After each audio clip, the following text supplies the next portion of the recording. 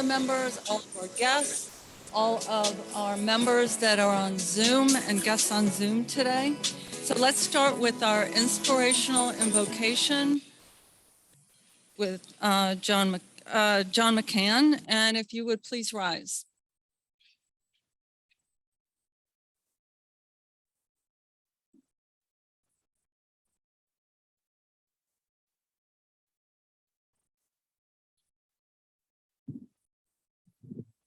Hello, everyone. Hello? Can you turn the volume up a little bit? Sorry. Hello? Okay. Yeah, there we are. Keep it short and sweet. Here's an excerpt from poet July Urbery's Thankful for Many Things. I am thankful for my family, my friends. I feel the same. Life is filled with many things. Life is the perfect game. And now we'll pledge allegiance. I pledge allegiance to the flag of the United States of America and to the republic for which it stands, one nation, under God, indivisible, with liberty and justice for all. Okay, thank you, John. So next we have past President Dan Orr that will address our visiting Rotarians and our visitors. And before we get started, so everybody knows that we're going to start something that we should have been doing for a long time, as when you stand up to introduce your guest, you start out with the president, fellow Rotarians, and visitors. So let's start doing that again. It's a tradition. And down the line, if we start forgetting, there may be a fine somewhere down the line. All right, so let's start, Dan. No, you're going to say yeah. President Luann and fellow Rotarians and guests. It is my pleasure to introduce the two visiting Rotarians who signed in. In water treatment from Club 33, that's a big club in San Diego. Please welcome Michael Connor. Now you say hi, Michael. All right, let's try this again. What's the matter with you guys? All right, an executive search from Club 33, who happens to be the president of Club 33. Please welcome Judy Thompson. There we go. You did it right. Now we have guests of Rotarians. Okay, I'll start out with that. And I do want to say Mike and Judy are special guests here. It's great to, especially Judy, because her and I as presidents have been doing a lot together with our clubs. Our newest honorary member, Chief Mike Blood from our fire department, is here. Right. And then also from our fire department, Coronado Fire Division Chief Jason Summer. Jason's back there. And then very special friends of mine, our speaker today is Dick Fisher and his wife, Connie Fisher. So if you want to raise your hand and want to start out, like we said, with the correct salutation. Okay, Suzanne.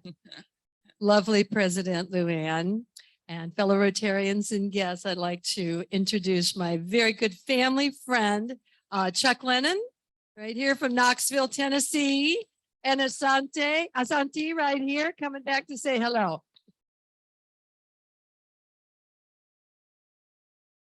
President Luann, fellow Rotarians and guests, I want to introduce my very special guest, who's a longtime Coronadan, Jerry Brown. Stand up, Mr. Jerry.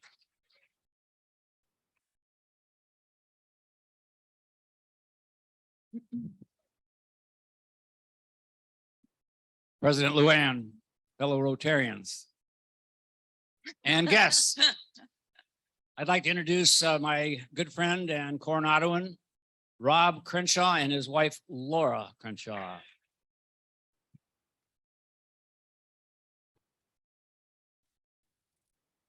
I guess that's it. No other guests?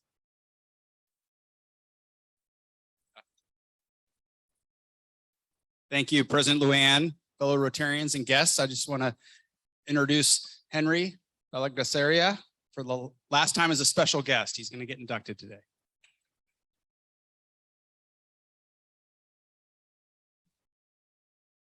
Okay, so what we always do at every meeting is that we have our red badges that are in attendance stand up. That way, all of the members can see who they are and can introduce themselves after the meeting. So we have Sarah Cheverton, and if you just stand, there's Sarah. Ronnie Hausler, I think she's right there. Ray Batar, I don't know, I didn't see, there's Ray, okay. Joe Malloy right here. Jacqueline Trapp and Eric Trapp right back there. I thought John Meisner is here. Is John here? There he is. Good. Okay, and then on Zoom, if we have any guests or red badgers, if you want to unmute yourself. Okay, I think we're good there. So if we can have the announcement slide.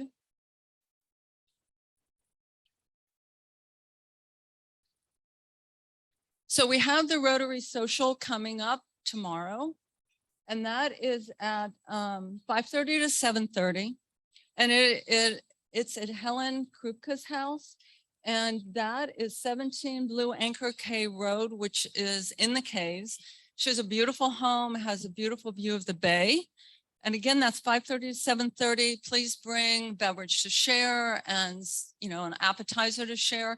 And then I always ask everyone, please bring your own cup so that we can get away environmentally from the plastic cups. Then next is the Coronado Halloween happenings. I know we have several people doing that already. Friday, October 28th, it's at Spreckles Park. So if you want to do that and pass out candy to the kiddos, just see Natalie Bailing. Then the district conference is Saturday, October 29th. You can register on district5340.org. And in a minute, past President Suzanne Manuel will tell you a little bit more. And then don't forget that October 24th is World Polio Day. And next week, we will be going a little bit more into our fundraiser and some of the things that we did for that. So it's always amazing when our members are recognized by other organizations. And I just wanted to name a few. Dave Landon, about a week and a half ago, the Coronado Chamber of Commerce gave him the Lewis Hardy Award, which is a one person gets that award every year. So congratulations to Dave Landon on that. Then the Boy Scouts of America are honoring our own Ron Bernetti with the National Outstanding Eagle Scout Award. That's at dinner on November 9th. And if you're interested and want more information, see Mara Pines on that. So congratulations, Ron, on that.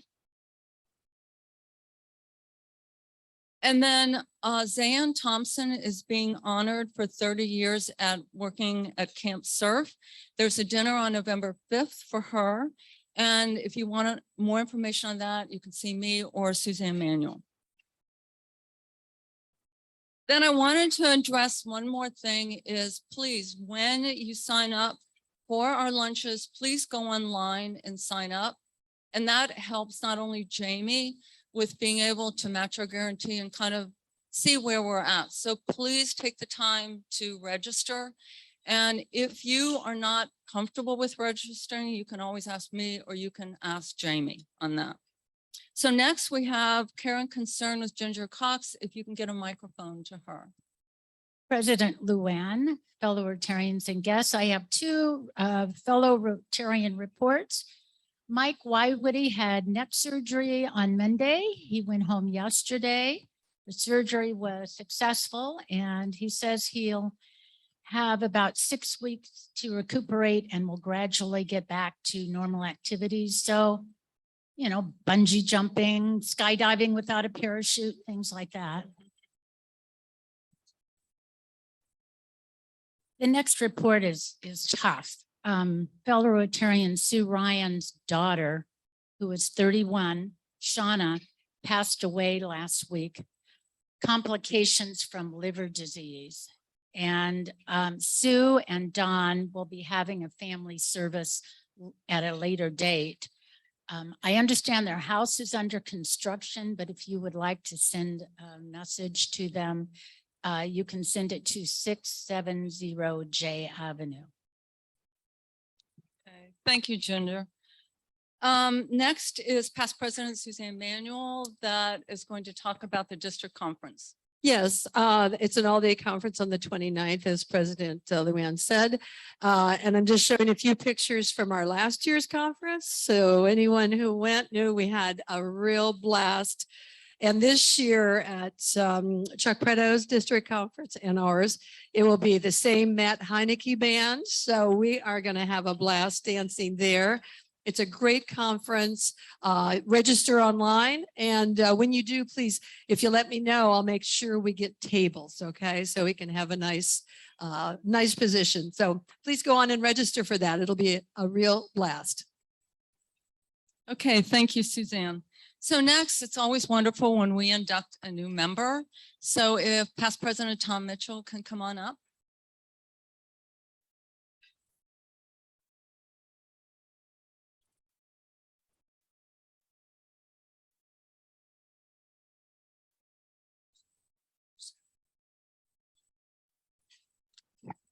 Well, it's always a real special occasion to have a new member. This is particularly special. Matter of fact, I got to share real quick. The last two new members we've had have been some of the most unique we've ever had. We just had Carrie Sigenthaler, who's one of the most incredible people I've ever met, totally blind from birth and is the most independent human I've ever met. And now we have Hanardi, who's joining us, and he came from Ukraine and has a background you can't believe.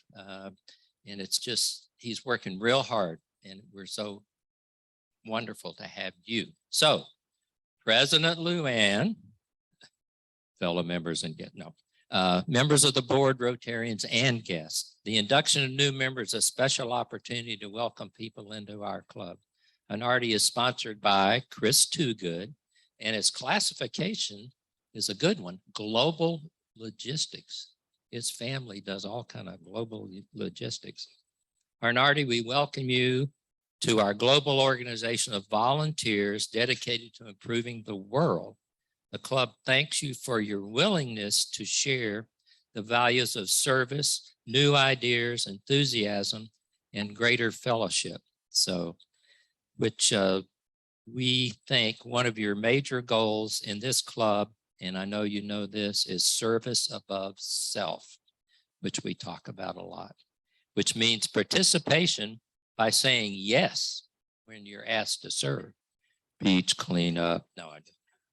So it's with great pleasure that on behalf of President Luann, members of our board of directors, and all members, we welcome you to the Rotary Club of Coronado. Now, I have a question. Are you prepared?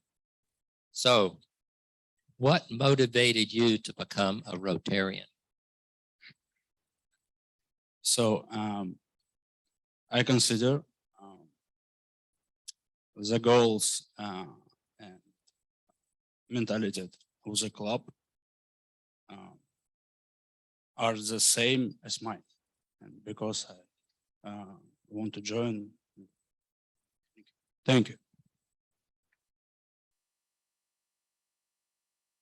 So I think that's wonderful that you said that, because, you know, he's really been working hard, really working hard for us. So I will ask his sponsor, Chris, to present him with the Rotary pin. Chris, would you present Hanardi with the Rotary pin? Yeah, you can pin it. You can nail it to his chest. No, I'm just. So would everyone please stand and give a warm Rotary welcome, and welcome Hanardi, our newest Rotarian.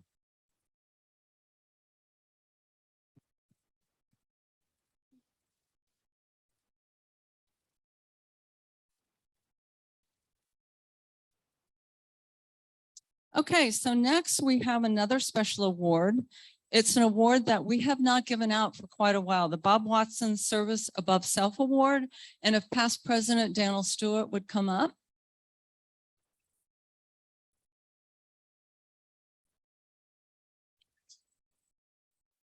Thank you, President Luann, fellow Rotarians and guests. I'm just going to give a very quick background on the Bob Watson Service Above Self Award. We've had this award for quite a while, but due to COVID and things like that, we kind of put it on pause so we can recognize people, wholeheartedly in our presence. So just a little background on the award. It's dedicated to Bob Watson. Bob Watson was a member of our club, past president, past district governor, and he generated some really tremendous ideas and projects. Just to list a couple of them, the Rotarians at Work. And for those of you who are not Rotarians, Rotarians at Work is a day where Rotarians around the world pick a project and then collectively, ideally 100% of their club turns to participate in that project. That concept started here with one Bob Watson, and it went to on a global level. So we're very proud of that. Sadly, Bob passed away, but I had the good fortune. Bob was my sponsor. He's the one who brought me into this club. And so I feel very special to be able to claim that, if nothing else. So the criteria for the award is very simple. It's to recognize the actions or services of a non-Rotarian, Coronadian, who demonstrates and or contributes to the highest standards of citizenship while personifying Rotary's motto of service above self. And just a little commercial here. I'd like to, particularly for the new Rotarians, consider this is an ongoing award. It's not a one-time year. We're constantly entertaining nominations for it. So please consider it. All the information you need is on the website. But with that, I'd now like to invite Paul Plum, past President Paul Plum, excuse me, and Rob Crenshaw to come forward. Thank you, Daniel, President Luann, fellow Rotarians and guests. It gives me a great pleasure to have Rob hold this microphone. Because for a lot of you, there's magic in Rotary, and I had to get my notes out of this side. So thanks, Rob. Sorry, President Luann, I did that a long time ago. So I didn't expect any less. So there. all right. I served with Bob Watson several years ago, and he was quite a mover. I've known Rob Crenshaw for quite a few years because we went to school together, and he was one of the finest athletes and great people that I knew in school. And he is cut from the same cloth that Bob Watson was. He's married to Laura, whose father was a past president, H.L. Rose, of this club. So that's a nice little touch there. His graduation was from the United States Naval Academy after he got hurt in a football game here with me. And he did a great job there and became a naval aviator, retired from that. And he has moved and shaken Coronado up in lots of ways for those of you that drink beer and those of you that do the flower show and those of you that did the 92118 Coronado Day. Rob is the co-founder of so many of those things, a mover and a shaker. And I really couldn't be prouder than for us to give him this Bob Watson Service Above Self Award. So Rob, I'm going to turn this over to the president. Dear friend, and both him and Laura, and this is a great honor. So congratulations for all you do for our community. Here he is, award.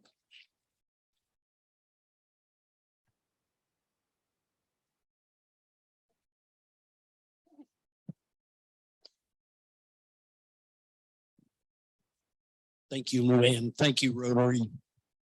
And thank you, my SWOT, for getting me into the business of giving back to Coronado.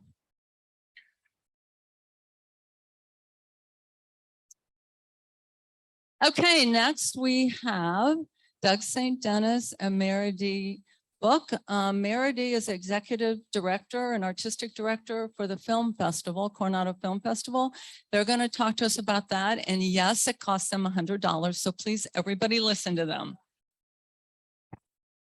We better make it good. Oh, first of all, President Luann, fellow Rotarians and guests, I would like to introduce my guest, Meredith Book. I forgot when it was my turn. She, of course, is the executive director and my co-conspirator in the film festival. So here we are. The film festival opens on November 9th through 13th. November 9th, there are 16 local restaurants with tastes of Coronado. a live band and slides of all the films that we're showing. And you need to be there. There's no film that night. It's just fun and picking up your badge and getting to see what you're going to get to do during the rest of the weekend. Here you go. Well, first of all, thank you for having us. So this next slide, if you have not attended the Coronado Island Film Festival, we work with various major studios and independent filmmakers and independent studios. This is just a very small snapshot of the films that we will be screening this year. And it is quite an amazing, eclectic array of films. These are, the top row is our red carpet films. Those are all films that are already getting Oscar buzz. So those will be at our festival as a pre-release. And then you'll see Lauren and Rose, that is Jackie Bissett. She will be joining us for that screening. So we're very excited to have that. So there's a lot that goes on. I would recommend that you go to the website, check out our schedule. It's already live. Our general tickets to the public open tomorrow. So pass holders have been reserving for about 4 or 5 days now for what they would like to get. It is not too late to buy a pass, but it definitely gets you into a few other things that just a general ticket holder won't get. So I'll let you talk. Oh, I love that. See that upper picture, the people in the red shirts? Those are our volunteers, and I'm looking at some Rotarians there. We couldn't do this festival without Rotarians. You'll hear more about that in a minute. We have fabulous food at the Hotel Dale for our celebrity tribute with Leonard Maltin, who's down in the right-hand corner. What else are we looking at, Meredith?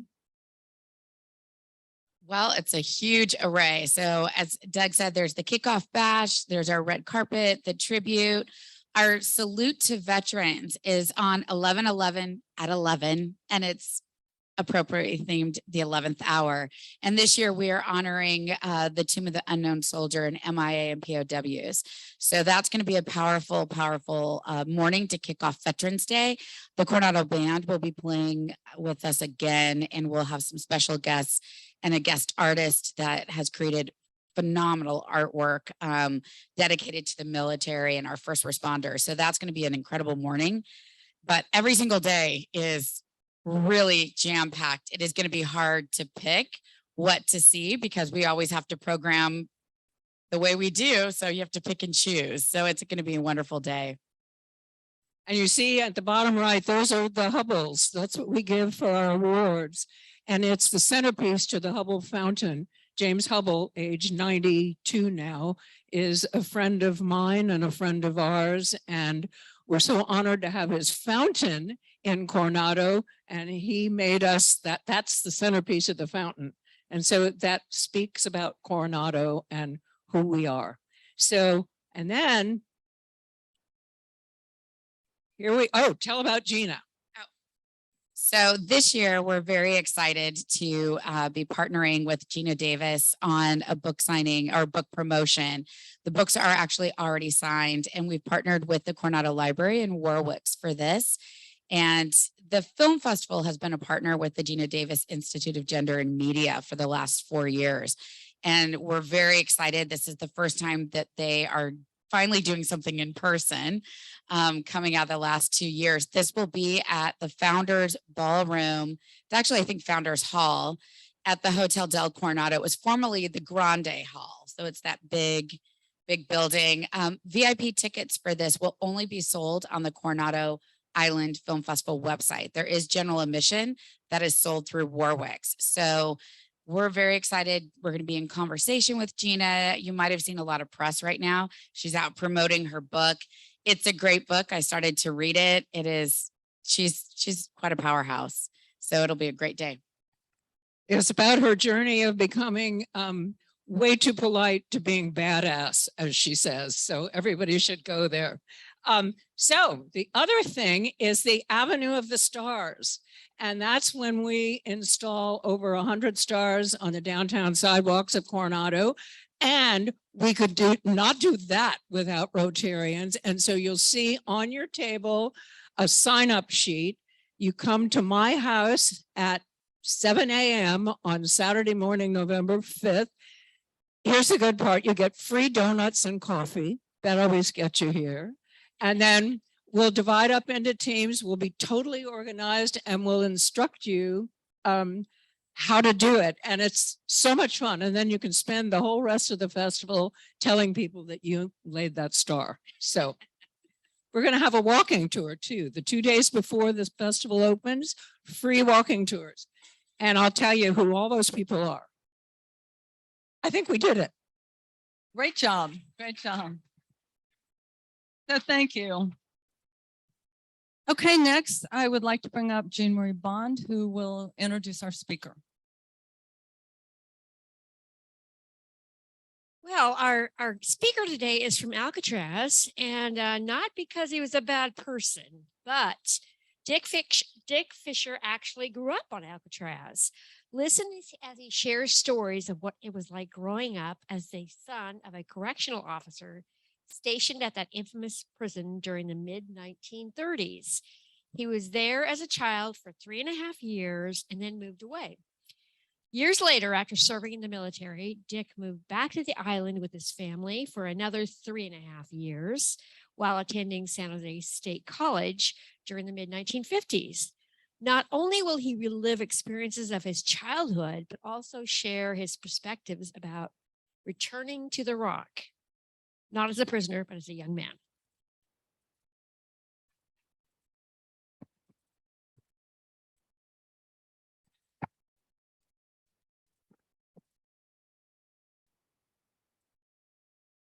Thank you.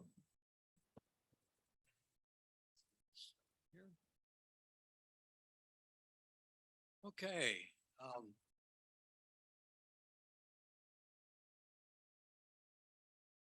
This isn't working well. Let me do this. I'll do without this. I'll leave it there. Let me bring this a little closer. Yeah, that's probably better if I take it like this. Yeah. Okay. So a little way back there. All right. As was said, I did grow up in Alcatraz, and my presentation I have is in 3 parts. The first part is very short and brief, but it's about the history of the island. It wasn't always a federal prison. The second part is I always get asked about escape attempts. And I have that just by years very quickly. If I sound like I rush through some of it, this is normally an hour program. So I apologize ahead of time. Then the third part is how I saw Alcatraz as a child growing up. How many have been to Alcatraz? Oh, thank you for visiting my home. Too close? Oh, okay. I'll try something like this. Okay. Now let me know if it's not. A little further yet. Okay. We'll try this. All right. Obviously, I'm not a professional. Okay. About Alcatraz, did you realize that was one of the first gated communities? Bet you didn't know that. Okay, I'm going to get started here. Let me make sure this is turned on. There we go. Okay, that's how the island looks about now. Okay. The early history of Alcatraz is 1769 is really where we have the first honest record of the island. What went on prior to that, we do not really know. But the government asked some civil service people, engineers, to check the whole West Coast from north to south for a location for 4 lighthouses.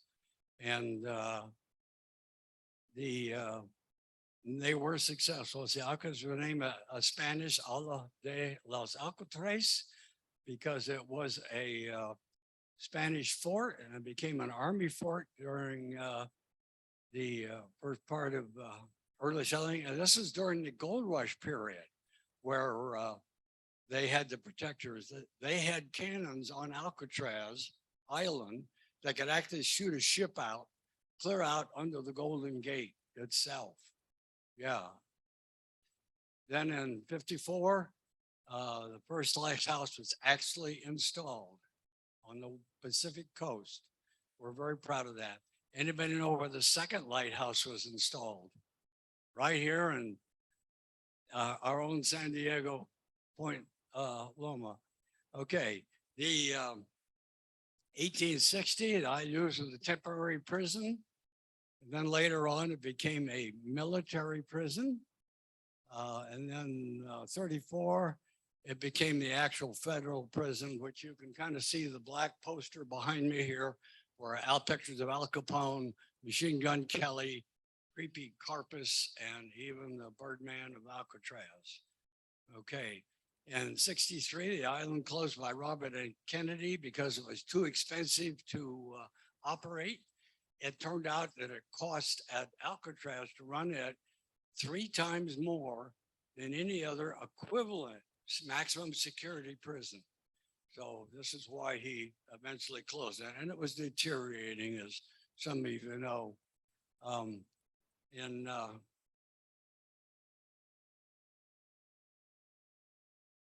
That's during the Indian occupation of 1969. And then we had the,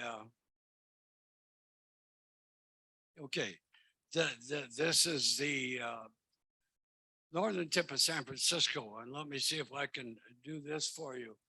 Try to remember this. This is Sausalito, Golden Gate Bridge. The northern tip of San Francisco, and our private dock was right there. A little bit of Oakland Bay Bridge, Yerba Bueno Island called Treasure Island. Then we have a military outpost here called Angel Island. And Alcatraz, of course, is right in the middle of that. And it's approximately 2 miles, 1.5 miles here, 2 miles this way, and about 4 miles to the Golden Gate, roughly. So kind of remember that as I talk through my presentation. Okay, the escape attempts. And there were 14 with some 36 prisoners. And the person was Joseph Bowers. And he was shot and killed in an escape attempt. I had the opportunity to talk to some of the prisoners in later years that had done their term, became good citizens, had families and jobs and all. And they said they felt very strongly that this was a suicide mission because he did it during the day. And when one of the tower guards saw him trying to escape, he kept climbing and the guard ended up having to shoot him and he fell dead down below. And notice his numbers, he was one of the earlier prisoners. Then in 37, 2 presumed drowned. We didn't hear much about them because back then the media wasn't in everybody's back pocket. And I don't think the federal government wanted the world to know that these people had disappeared off the island. Then in 38, 3 attempted. 39, Doc Barker and 4 others. About once a year, somebody tried to escape. Then in, whoops, what happened, Coach? Did I hit something? Can we go back to about where we were? Okay, yeah, roll it up. But yeah, I don't want to start all over. Yeah, you had it pictured on the side. Go back to where you had the slides over here.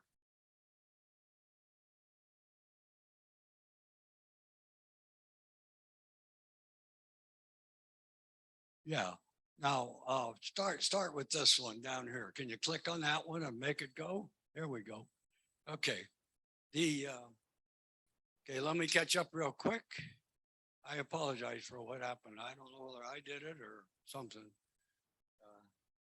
Okay, then in 34, 4 more attempted. 45, John Giles. He had the privilege of working down on the dock, loading and unloading military uniforms that came from Angel Island. Alcatraz had the largest laundry in San Francisco County. Not only did their own laundry for the residents and the prisoners, they took in laundry from Angel Island. And this, John acquired some 53 pieces of military equipment in 10 years. It took him that long, that much patience to do that. And he actually, there was a utility boat that brought the uniforms and hit San Francisco, hit us and back to Angel Island. And he literally walked aboard on that with a complete military uniform on. Dog tags, off base passes, and so forth. He got on the boat as the boat headed towards Angel Island, and a quick count when they realized, the officers on the island realized that he was missing, did a quick count around the dock, and then realized he must be on the boat. Well, before that boat reached Angel Island, there was a cadre of officers waiting to bring him back home. But this shows the patience and intelligence. And 46, the Battle of Alcatraz, that's a whole hour program right there. And then 58, 2 attempted. Then we have the one that Clint Eastwood made famous, The Escape from Alcatraz. And that is the only true Hollywood movie about Alcatraz. All the rest of the crews would come over, take pictures of the different parts of the island. Then they go back to their studio and build a prison where they had control of heating and lighting and all that stuff. But they had some good shows, but that's the only one that was really there. And you can see that there is still down here at the bottom, the wanted poster by the FBI. I get asked frequently, do I think they made it? Well, I personally kind of say yes, but I can't prove it. You ask people that, did they not make it? They would say, yeah, the same proof, same data. So nobody really knows whether they made it or not. We may never ever know. Okay, excuse me, I'm going to back up one. Francis Parker and Scott tried to swim it. They actually got down to the water at the edge of the island and tried to swim towards San Francisco.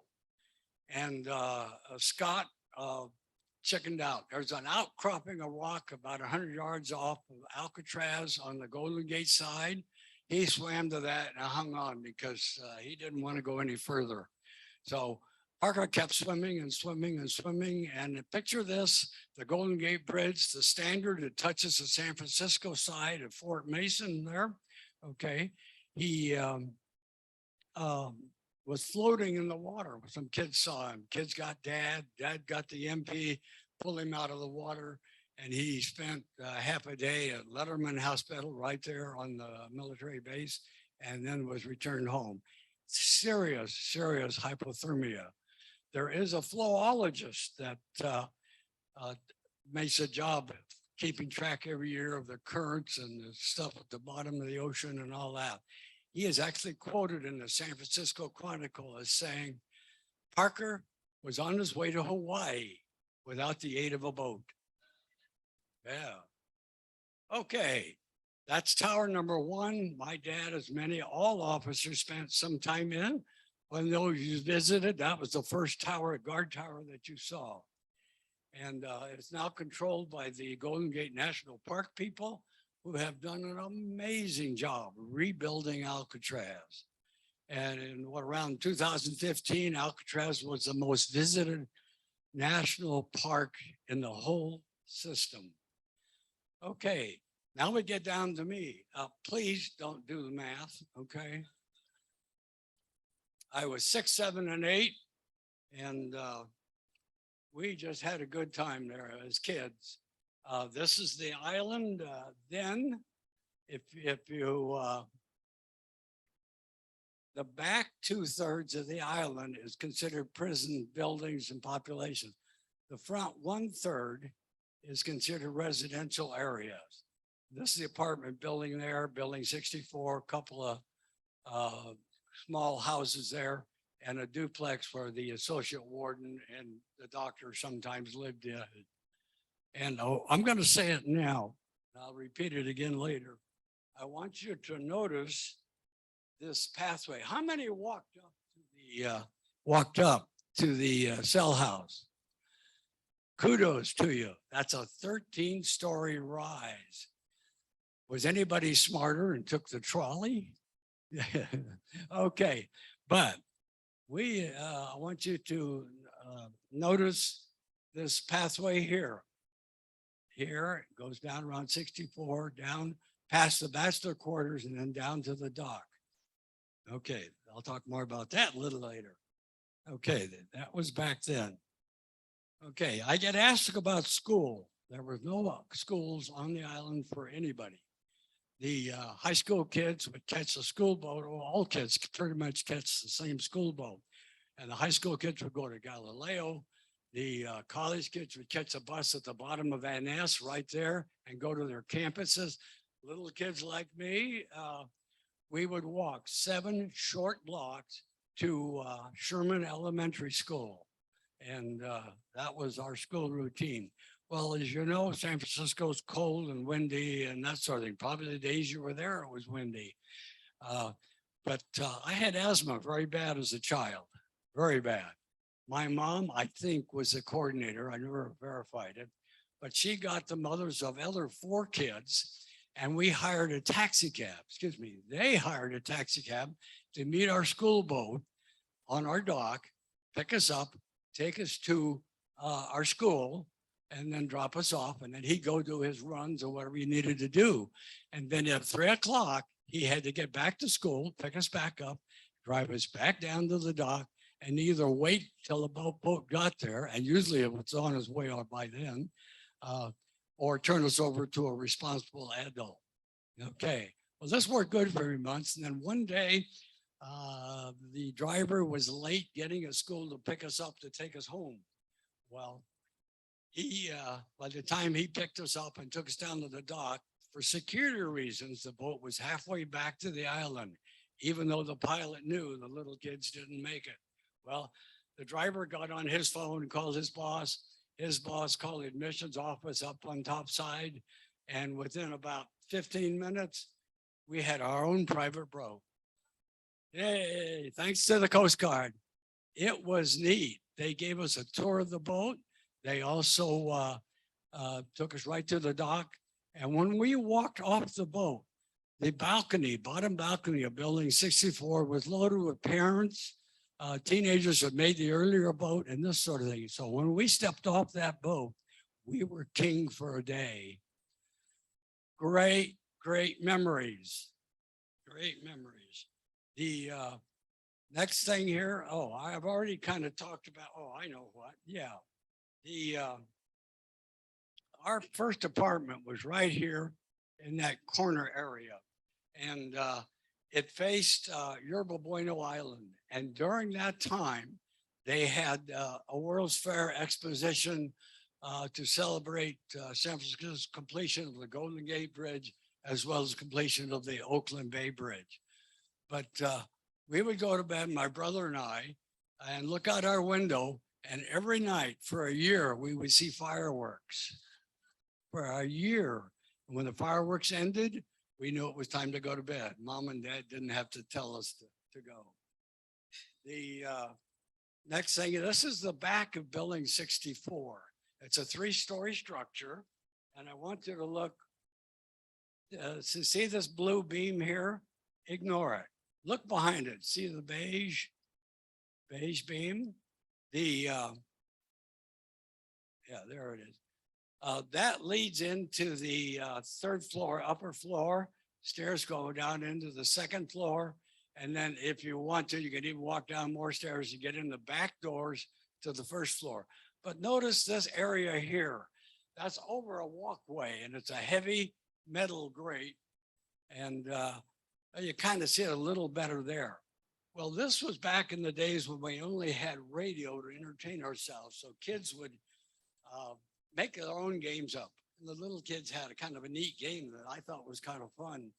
We would go up to that 3rd level entry, look down 3 stories to this grate, and it's spaced in between like this.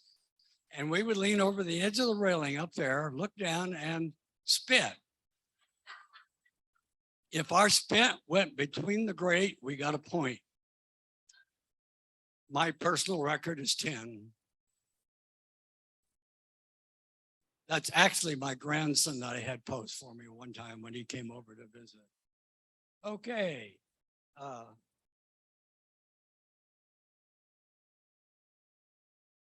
What did we do for entertainment? Well, that we had a large flat cement area, as you may have seen. We would play kick the can, hide and seek, go sheep go, and roller skating was one of the more popular ones. And roller skating, the wind was always there. We would walk to the Golden Gate side of that large cement area, puff ourselves up because we usually always had a jacket on because of the cold wind, and the wind would blow us to the other side of the cement area. When we got good, we would unzip the jacket and make a wing out of it, right? Oh, you can picture what happened there. Yeah. Then when you got really good, you'd ask somebody to go back in the apartment, get a blanket off the bed and come out. I would hold on to one side, they would hold on the other side, and we had a real sail. I'll swear we went 35 miles an hour, but we had to coordinate to let go. Otherwise we'd run into the cyclone fence at the end. Now, roller skating was kind of interesting. Just a minute, I'm gonna do this. Let me put it in this way for a second.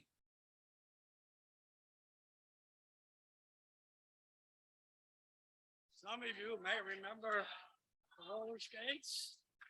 You betcha. You betcha.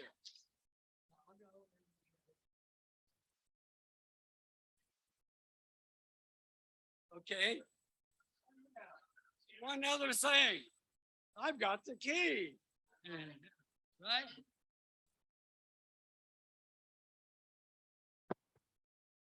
Isn't that the key? The first thing you lose as kids? You betcha. Well, what we would do, we'd take the roller skates, and my right shoe would wear out first because I always pumped with my right foot, and it would wear out. I'd throw it away, take the good left shoe, break it apart, and you can kind of get an idea. You can see down there at the bottom. We have to get a piece of lumber from the maintenance officer if you could. And we nailed them onto the bottom, not very accurate, so we didn't dare stand on them.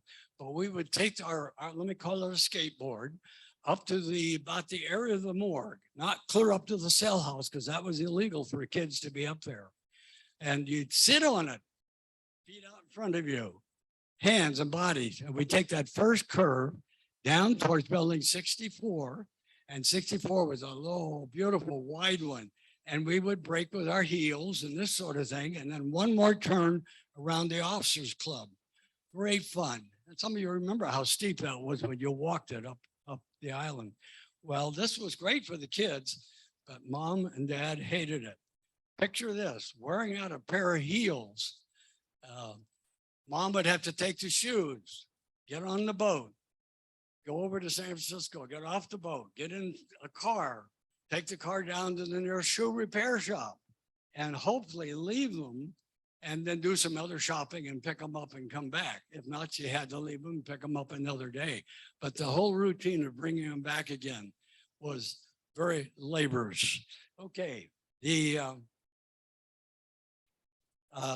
raising of funds from the island was, this was still during the Depression era. And the women of Alcatraz made a cookbook that I have replicated, okay, to look exactly like the original. And I have a few copies over there if you're interested. My mom has 3 recipes in this particular copy, Estelle Fisher. And then one of my grandsons talked me into writing a simple biography of what it was like. Some of what you're getting today, but a lot more other things related to foghorns. What do the teenagers do with bees and things of that nature? So that's also available if you wish. Okay, enough commercial. I'm sorry, I'm not supposed to do that, am I? Okay, we had movies, up in the cell house.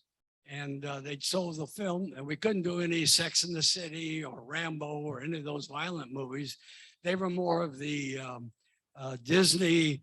I'm trying to think of the one. Anyway, they had a variety that they could choose from, and they'd show them to the prisoners earlier in the day, lock them up, and then the residents could go to the same theater in the cell house and watch the same movie. No popcorn or cola, though, I'm sorry to say. Okay. We also had a 2-lane bowling alley underneath the officers club. Did somebody recognize that? Duck pins. It's not, the ball was like a large grapefruit. The teenagers loved it because they could set pins for 10 cents a line. I tried, my hands were too small. I couldn't readily do it, darn.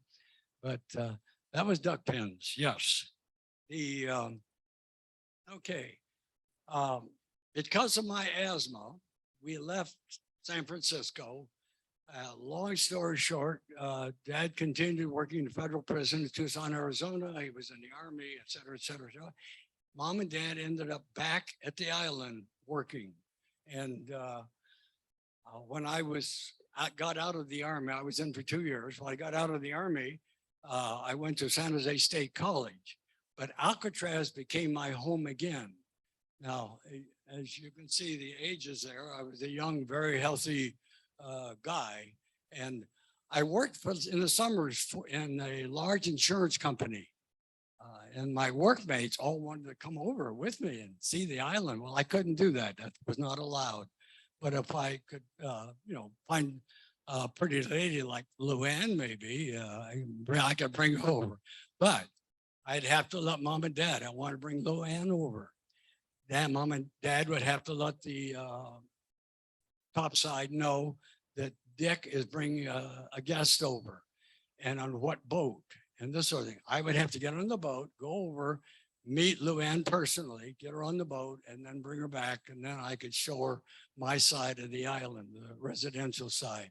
And usually Mom was a great cook. We'd probably end up having dinner, and then we'd have to determine ahead of time, what boat are you going to go back on? Because you got to catch that boat. It could be an hour or two later if you miss it. So I found dating as a young guy very difficult on the island, very difficult. I even dated a young lady who lived on the island. We're still friends. We still communicate, but nothing happened beyond that. Okay. If you notice in this picture, some new buildings right in here. That's building A, B, and C, government numbering, right? Okay. Well, we ended up, Mom and Dad ended up in one of those. And the neat thing about that is that it had a little opening area, like a large closet that faced San Francisco. I could stand in that little opening area, look to my right, see a little bit of Sausalito, all of the Golden Gate Bridge, all of San Francisco, all of the Oakland Bay Bridge, and a good part of Oakland just by turning my head. Yeah.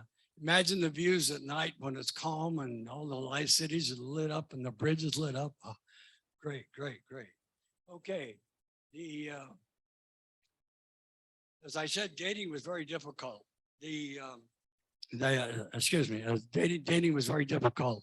I want you to look at,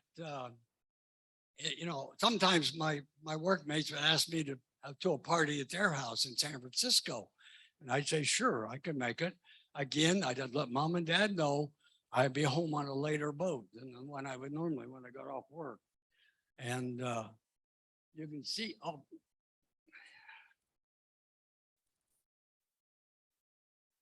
I'm sorry, I'm getting ahead of myself. I'm trying to find my laser. There it is. Look here at the 12:25 and 6:25, almost 4 hours. So if I missed that last boat, I'd have to sleep somewhere, somebody's couch. I did it twice in my car. I did not do it a third time. Cold, miserable, cramp. So our lives were controlled by the boat schedule. So this is some of the movies that were going on at that time. very quickly. And this is an actual picture of my dad who almost lost his life at the hands of a prisoner. What happened was very simply, Dad caught this prisoner. In the early years, they had to button their top collar. They couldn't leave them open like you guys have got them now. They had to be buttoned tight. This one prisoner didn't have a button. Dad saw it, made him button it up and wrote him up as a penalty. And anytime you get written up, you begin to lose some privileges that you may have earned. And then later on, Dad also had the privilege of selecting movies to look at. And like he always did, when they came out of the show, the prisoners came out of the theater, he would ask them, did you like the movie? What do you like? Would you like to see something different? And this other thing. Well, he had to ask the same guy how he liked the movie. And this guy told him, you can take the film and put it where the sun doesn't shine. No, I've cleaned that up. Okay. Dad rightfully so brought him up again as a violation of the rules. You never talk back to an officer. So he lost a few more prisoner privileges, but he still had what they called free time, where he still, with other prisoners that earned it, could get out of their cells for an hour and just go walk around the cell house and visit other prisoners that can't get out, or go downstairs. There's a band room downstairs, all kinds of musical instruments. Well, this one prisoner was very unhappy still that my dad went down and picked up a cornet. Now that's not my dad, but my dad was sitting at that same desk. And you can see his responsibility was keeping track of the prisoners that are out and make sure they all get back into their cells. And this prisoner got behind Dad with a cornet, brought it down on his skull and fractured it. Fortunately, 6 months later, Dad was back to work 100%.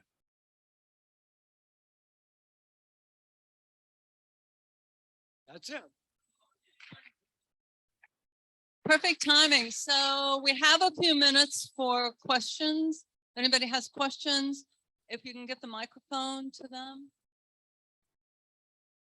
Did the children, as a child, when you were young, did you guys see the prisoners? Did you ever see the men and women, or I don't think there were women then, but men in prison, have a chance to see them? Yeah, they had a few that had earned the privilege. They'd pick up our garbage. Oh, I'm sorry. Ooh. I feel like I'm back at Alcatraz.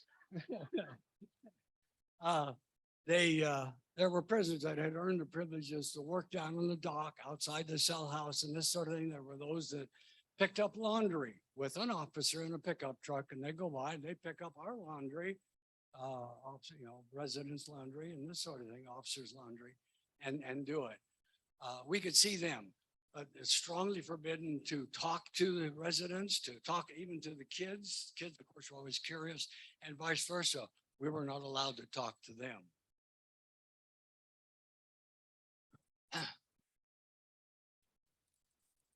Yeah. I actually have two questions. The first question is the three men who escaped that they've never found, how'd they get off? Did they swim? And the second question is, how many kids were there on Alcatraz when you were there? Okay, well, what was the first question? The first question was, the escape from Alcatraz where the three prisoners got away and no one knows where they are. Did they swim? Do they know how they left? And the second question. Oh, yeah.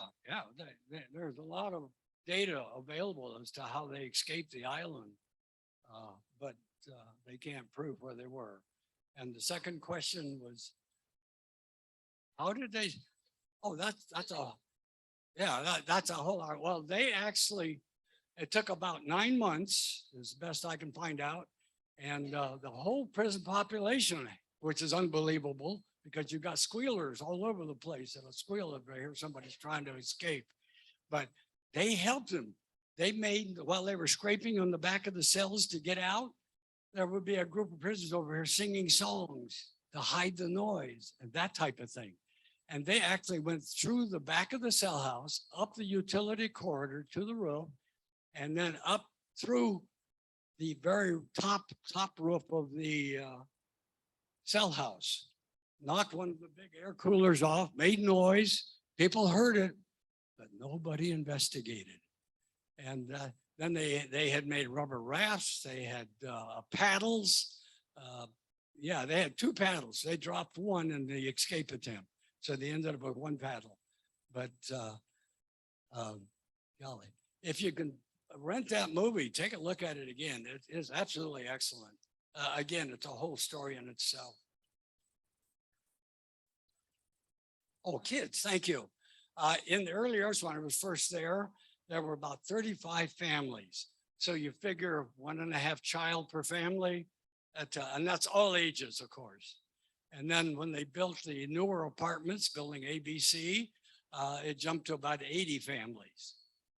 And so we had a lot of, and the kids, believe it or not, all ages just got really along very well together. The teenagers would let the kids play some of their baseball and vice versa and this sort of thing. It was like a small community where everybody knew everybody. Yeah. Looking at your schematic, I see the power plant. I'm assuming that was coal fired, correct? Oh, the plant was, no, not coal. It was oil. It was oil. Okay. Oil. And they had twins. So if one went down, they could have another one or needed to service one. They ran on oil. How did they handle sanitation, especially considering you're surrounded by salt water? How did they handle the sanitation for potable water? Very carefully. I don't know the exact answer by that, but I'm sure they covered all the metal parts with goop and stuff, so it would reduce the rust. Yes, salt water is terrible. Okay. Thank you, Dick, so much. That was so interesting. I appreciate it. So next week, we're at the Coronado Yacht Club. It is the visit by the District Governor, Chuck Prado. So please, everyone come. We have a lot of awards to give out, a lot of things like that. So it'll be a really good meeting. Everybody have a great Rotary week.